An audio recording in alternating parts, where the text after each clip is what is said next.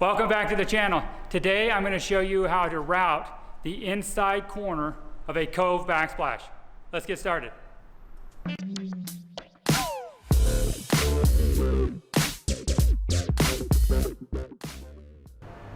To cove the inside corner here on the backsplash, we need to use a Betterly Cove router. There's also a couple other routers that you can buy to do the same thing, but I use the Betterly Cove router, and the issue with it is it's kind of a heavy router.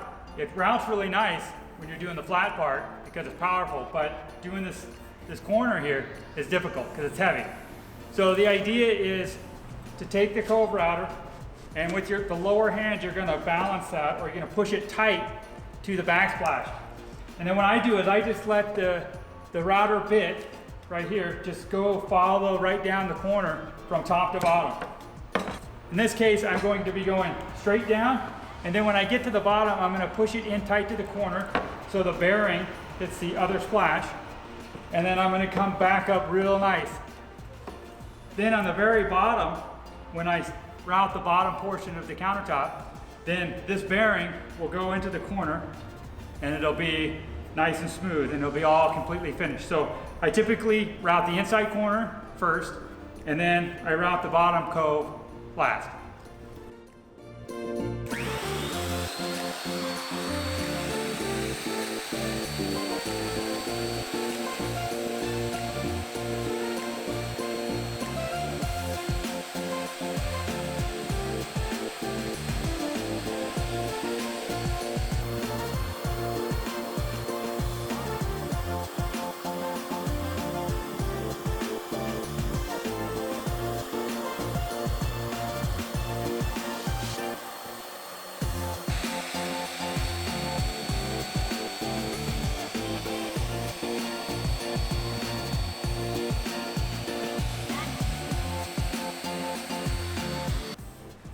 Well, that's perfect.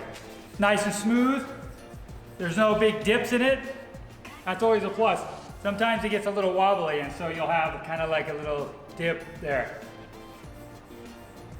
That's nice though. Very nice and smooth. And then as you can see, when we do the bottom part of the cove, the bearing will just ride right inside that cove that we already created in the backsplash portion, and it'll be nice and smooth, and then we'll just finish sanding it like you typically do. I hope that video helps. See you on the next one. Take care.